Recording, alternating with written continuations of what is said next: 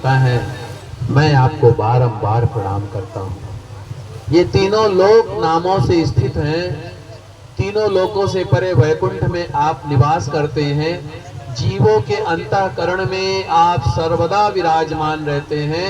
ऐसे सर्वव्यापक विष्णु भगवान को मैं प्रणाम करता हूँ, नमस्कार करता हूँ। श्री सुखदेव जी कहते हैं, परीक्षित, जिस समय भगवान वामन जी ने जन्म लिया उस समय चंद्रमा श्रवण नक्षत्र पर थे। भाद्रपद मास के शुक्ल पक्ष की श्रवण नक्षत्र वाली द्वादशी थी, उसको जो है विजया द्वादशी भी कहते हैं। आप लोग जलपान कर लिए हो, आराम से करिए, कोई ऐसी बात नहीं है, और करके हाथ धो के बैठिएगा आराम से। बेटा ये प्रसाद इसमें नहीं मिलाना है, अलग रखना है, ठीक है? इधर रख दो, ये साइड में, ये भोग का प्रसाद है, वो ऐसे है, ठीक है? तो भगवान को वामन ब्रह्मचारी के रूप में देख करके महर्षि को बड़ा आनंद हुआ। उन लोगों ने कश्यप प्रजापति को आगे करके जाति कर्म भगवान का यज्ञोपवीत संस्कार कराया।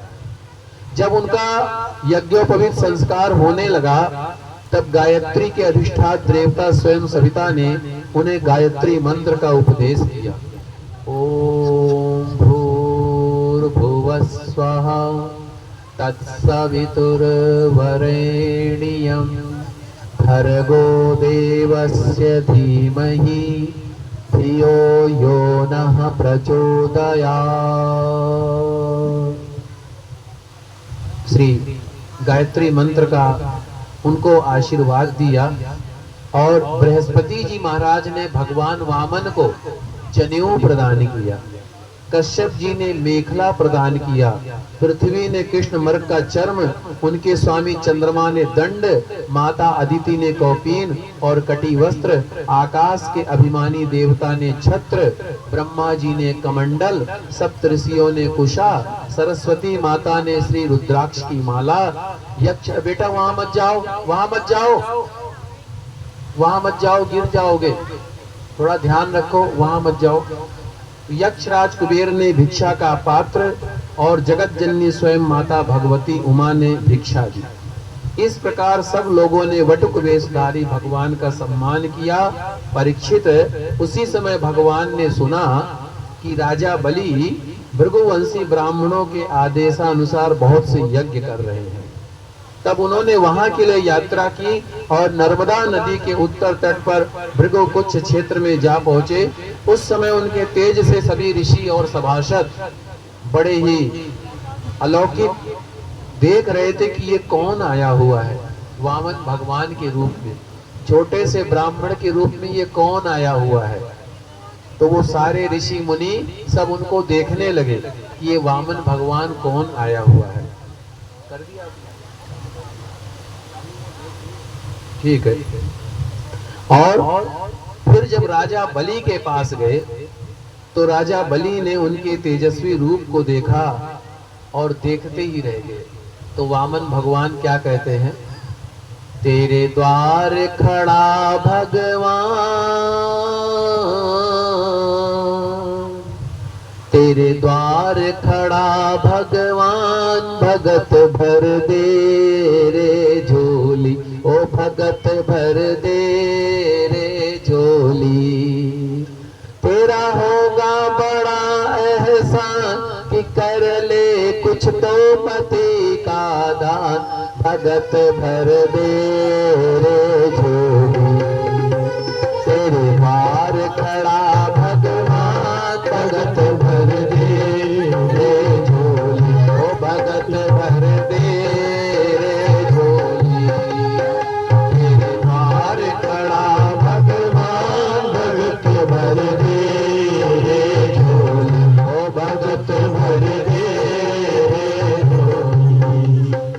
तेरा होगा बड़ा एहसान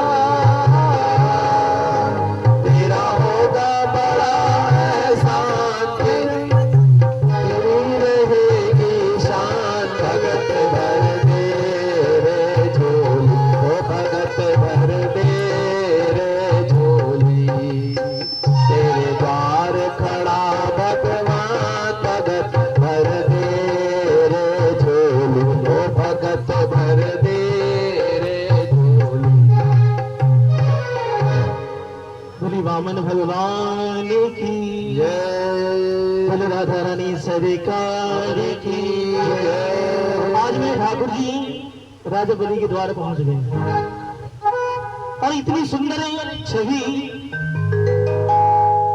जिसको राजा बलि निहार रहे हैं, उस छवि का व्याख्यान श्रीमद् भागवत में ठाकुर जी का करने ही वाले हैं। इतनी सुंदर छवि। हरि ने वामन रूप बनाया, हरि ने वामन रूप बनाया। सबकी समझ में आ रही है आवाज? आवाज आ रही है आप लोगों की समझ में? तो मीठी मीठी तालियां बजा सकते हैं और सर पे से हाथ देना है बहन जी। हरि ने वामन रूप बनाया, हरि ने वामन रूप बनाया। खोल करी सदी पीत अधिक मात को, दर्शन अधिक मात को, कश्यप मन अति भायो, हरि ने वामन रूप बनायो, हरि ने वामन रूप बनायो। हो परमानंद भयो संतन मन, परमानंद भयो संतन मन। प्रभु की छवि को देख के संतों का मन भी इतना आनंद मंगल में हो गया कि प्रभु तुलसीदास बाबा और रामायण में इसकी व्याख्यान प्रभु की सुंदरता की उस छवि की कर नहीं पाए। ओ परमानंद भयो संतन मन, परमानंद भयो संतन मन। अति उत्साह दिखायो, हरि ने वामन रूप बनायो, हरि ने वामन रूप बनायो। भयो उपगति उपेंद्र प्रभु को, भयो उपगति इंद्र प्रभु को। यज्ञो पवित्र करायो, हरि ने वामन रूप बनायो, हरि ने वामन रूप बनायो। आज देवता ठाकुर जी को कुछ ना कुछ देने लगे। जय हो। निज निज भेंट लगे देवन सब, निज निज भेंट लगे देवन सब, निज निज भेंट लगे देवन सब, निज निज भेंट लगे देवन सब। देवन मन हरिसायो, हरि ने वामन रूप बनायो, हरि ने वामन रूप बनायो। वामन पीठ ब्रह्मचारी को, वामन रूप ब्रह्मचारी को। देखत ही हरिसायो, देखत ही हरिसायो, हरि ने वामन रूप बनायो, हरि ने वामन रूप बनायो। माति अदिति को दिव्य पयोव्रत, कहते पयोव्रत संतान का सबसे बड़ा व्रत है जो माता अदिति ने किया था 12 दिन का। इससे बड़ा कोई संतान का व्रत श्रीमद् भागवत में कहीं भी नहीं है और सबसे बड़ा व्रत है पयोव्रत। ओ माति अदिति को दिव्य पयोव्रत, माता अदिति को दिव्य पयोव्रत। पूर्ण परम फल पायो, हरि ने वामन रूप बनायो, हरि ने वामन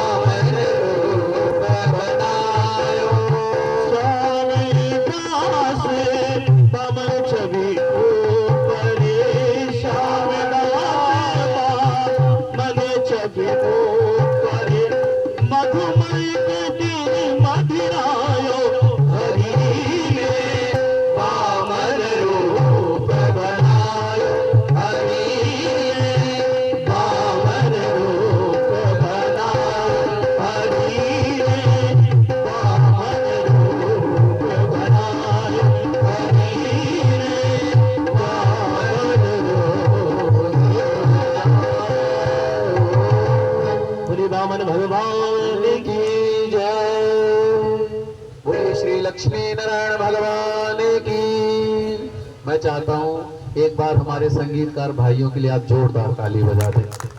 इतना सुंदर और अद्भुत भजन हमारे दोनों भाइयों ने गाया है, ये छिपा के रखते थे। आज दीपक जी की दिव्य ज्योत दिख रही है, तो ऐसी ही ज्योत आप जलाते रहें और ऐसे ही भाव से भजन करते रहें। और आप अपने कर्म को पूर्ण ईमानदारी से करेंगे, सब कोई आपके साथ में है, सब कोई आपके निकट है, ये चीज है। अभी मैं चाहूंगा श्री वामन भगवान का चरित्र श्रवण करते हुए आप गंगा मैया का कोई बढ़िया सा भजन जो है अपना जो है चयन करें जब तक जो है, तो क्योंकि आज सगर चरित्र भगीरथ जी द्वारा श्री गंगा मैया का प्राकट्य, उसके बाद में गंगा मैया की कथा सुनने के उपरांत हम भगवान गोविंद की कथा प्रारंभ करेंगे। थोड़ा सा समय लगेगा, 15-20 मिनट आज, क्योंकि आज भगवान श्री कृष्ण जी का जन्म उत्सव है और आप लोग भी खूब, आप लोगों को भी खूब आनंद मनाना है, खूब जो है उत्सव मनाना है। और आज 2-3 दिनों में जो नहीं नाचे हैं ना, आज ये बीड़ा करके आए, आप सबको नचाएंगे, आज आप सबको उत्सव में सम्मिलित करवाएंगे। श्री कृष्ण भगवान का जन्म उत्सव है, हमारे पंडित जी भी प्रसन्न होकर के आज जो है ये भी उत्सव मनाएंगे, हम भी उत्सव मनाएंगे, हम सब लोग उत्सव मनाएंगे। आइए फिर भगवान जो है जब राजा बलि के पास आते हैं, और राजा बलि के पास आते हैं तो राजा बलि उनके स्वरूप को देख के प्रसन्न हो जाते हैं। छोटे से वामन भगवान, छोटे छोटे पैर, छोटे छोटे हाथ और छोटे से रूप में, और उनका इतना दिव्य तेज, दिव्य प्रकाश में अलौकिक तेज देख करके बलि जो है आश्चर्यचकित हो जाते राजा बलि। फिर क्या कहते हैं राजा बलि, हे ब्राह्मण देवता, आपको देखने से तो ऐसा लगता है कि आप कुछ मांगने की इच्छा से आए हैं। हे पूज्य ब्रह्मचारी जी, आपको जो चाहिए मुझसे मांग लो। तो भगवान क्या कहते हैं, वचनै स्वतं जनम देवम सूर्णितं कुलोचितं धर्मयुतं यशस्करं यस्य प्रमाणं भृगवः सांपराये पितामह कुलवृद्ध प्रशांता। राजा बलि कहते हैं वामन भगवान से कि हे ब्राह्मण देवता, आपकी जो भी इच्छा है आप मुझसे मांग लो। तो भगवान वामन जी क्या कहते हैं, मेरे विष्णु भगवान जी वामन रूप धारण किए हुए भगवान ने कहा, राजन, आपने जो कुछ कहा है वो आपकी कुल परंपरा के अनुसार धर्म भाव से परिपूर्ण है और आपके यश को बढ़ाने वाला है, और इसके साथ साथ मधुर भी है।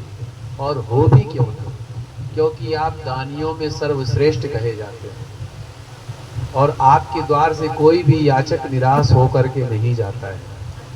परलोक हितकारी धर्म के संबंध में आप भृगु पुत्र शुक्राचार्य को परम प्रमाण जो मानते हैं, साथ ही आपने कुलवृद्ध पितामह परमहंस परम संत प्रहलाद जी की आज्ञा को तो आप वैसे ही मानते हैं।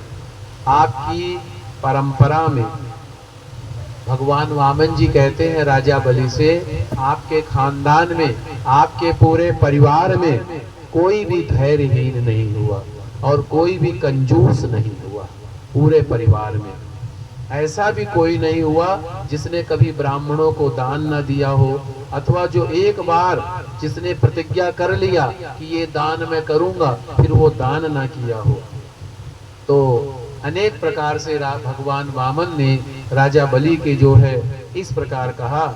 तब राजा बलि ने कहा, ब्रह्मचारी जी, जो एक बार मेरे पास मांगने आ जाता है उसको फिर किसी दूसरे से मांगने की आवश्यकता नहीं होती है। अब इस शब्द में क्या अर्थ निकलता है? इस शब्द को इस तरीके से भी कहा जा सकता था कि मेरा सौभाग्य है कि मेरे द्वार पर आप ब्राह्मण देवता आए हुए हैं, आप जो भी इच्छा कहे मैं दे सकता हूँ। लेकिन उन्होंने कहा मेरे द्वार से जो भी आता है वो खाली नहीं जाता है। इसमें अभिमान का अंकुर आ गया थोड़ा सा, लेकिन ये भगवान की लीला होती है। और भगवान देवताओं का हित साधन करने के लिए भगवान ने वामन का रूप धारण किया है। और फिर भगवान ने कहा, दैत्येंद्र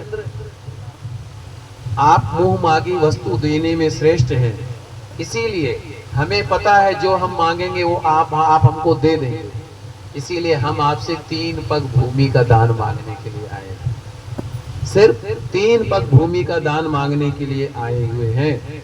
और मैं जानता हूं कि आप सारे जगत के स्वामी हैं और सारा संसार इस समय आपके ही अधीन है और बड़े ही दानी हैं, धर्मात्मा हैं, बड़े ही परोपकारी हैं, फिर भी मैं आपसे इससे अधिक कुछ नहीं मांगता हूं। तो राजा बलि ने कहा कि हे ब्राह्मण देवता, आपके इतने नन्हे नन्हे छोटे छोटे पैर हैं, इससे आप सिर्फ 3 पग भूमि में आप क्या होगा? अरे मांगना है तो कुछ ऐसा मांगिए, 1 ग्राम मांग लीजिए, शहर मांग लीजिए, या एक जो है बड़ा सा जो है महल मांग लीजिए। 3 पग भूमि से आपका क्या होगा? तो वामन भगवान ने क्या कहा कि हे राजन, व्यक्ति को सिर्फ अपने सामर्थ्य के अनुसार ही दान को रखना चाहिए। हमें पता है हम सबके जीवन में एक जहर है, सबके जीवन में जहर है, मेरे जीवन में भी जहर है, सबके जीवन में जहर है। क्या? आवश्यकता से अधिक कोई भी चीज हो वो जहर के समान मानी गई है। जैसे हमें भूख है रोटी 2 रोटी खाने की, हमने 7 रोटी खा ली, क्या होगा? पेट गड़बड़ हो जाएगा है। हमको जल पीने की 1 गिलास इच्छा है, हमने 2-3 गिलास जल पी लिया, अपच हो जाएगा। ऐसे ही हमको जो कुछ भी इच्छा है, हमको मकान 1 मकान की इच्छा, हमको भगवान ने 1000 मकान दे दिए, वो जहर है। हमको वस्त्र की सिर्फ 2 वस्त्रों की इच्छा है, हमको भगवान ने 250-300 जोड़ी वस्त्र दे दिए, वो जहर है। हमको जो भी चीज इंसान को चाहिए, आवश्यकता से अधिक जो कुछ भी उसके पास होता है वो जहर के समान माना जाता है। इसीलिए बुद्धिमान व्यक्ति को सिर्फ उतना ही रखना चाहिए जितनी आवश्यकता हो, और नहीं तो आवश्यकता से अधिक रखता है तो कल्याण नहीं होता है। तो भगवान ने कहा बाली से कि राजा बलि, हमें तो सिर्फ उतना ही दान चाहिए जितनी हमें आवश्यकता है, उससे ज्यादा हमें दान नहीं चाहिए। और फिर इसके बाद में कहा, राजन, सारे संसार विषय, अगर आप एक बात सोचिए, हमें पूरे जीवन पूरे संसार का सुख मिल जाए तब भी हम संतुष्ट रहने वाले नहीं हैं। सब कुछ मिल जाए तब भी संतुष्ट रहने वाले नहीं हैं। कोई न कोई असंतुष्टि, कोई न कोई इच्छाएं रह ही जाएंगी। ये भी मिल जाता तो और अच्छा रहता। इच्छाएं कभी तृप्त नहीं होती हैं। तो भगवान यही कहते हैं कि हमें तो सिर्फ और सिर्फ 3 पग ही भूमि चाहिए, इससे ज्यादा हमें नहीं चाहिए। तब सुखदेव जी कहते हैं, परीक्षित, भगवान के इस प्रकार कहने पर राजा बलि ने हंसकर कहा कि अच्छी बात है, आपकी जितनी इच्छा है उतनी ही आप ले लीजिए। इसके बाद में भगवान ने क्या कहा? तुरंत दान महाकल्याण, तुरंत दान महाकल्याण। बोले राजन, जल का लोटा मंगाओ, जल का पात्र मंगाओ। और भगवान ने जल का पात्र मंगाया और राजा बलि को कहा, आप जल लीजिए सीधे हाथ में। हम लोग संकल्प कराते हैं तो हम लोग जल की सबसे ज्यादा प्रधानता देते हैं, क्योंकि जल ही एक ऐसा चीज है जो पवित्र है और जल ही जीवन है। तो जल हाथ में देते हैं, जल से ही प्राण है। तो जब जल दिया और बोले कि महाराज अब संकल्प करो, तो जैसे ही राजा बलि संकल्प के लिए उद्यत हुए, श्री शुक्राचार्य जी ने आकर के रोका। हे राजन, जो ये तू छोटा सा बालक देख रहा है ना, ये छोटा सा बालक नहीं है, ये स्वयं विष्णु भगवान का अवतार है। और ये जो तुझसे 3 पग भूमि मांग रहा है, ये तुझसे सारा वैभव, सारा सुख समृद्धि सब ले जाएगा, ये तू श्रीहीन हो जाएगा। तो राजा बलि ने क्या कहा? बोले कि गुरुदेव मैं क्षमा चाहता हूँ, मैं तो अब संकल्प कर चुका हूँ दान देने का, अब तो मैं दान दूंगा। तो गुरु ने क्या कहा, मूर्ख मूढ़ बुद्धि, तू अपने आप को बड़ा ज्ञानी समझता है, बड़ा पंडित समझता है, तूने गुरु की बात को नहीं सुना, तूने गुरु की आज्ञा को शिरोधार्य नहीं किया। जा, मैं तुझे श्राप देता हूं, कुछ ही समय में तू श्रीहीन हो जाएगा, अर्थात लक्ष्मी तेरे हाथ से चली जाएगी। और हम राजा बलि कितने सत्य प्रतिज्ञ हैं, कितने परोपकारी हैं। जो गुरु ने उनको जीवन दान दिया था महामृत्युंजय मंत्र के द्वारा,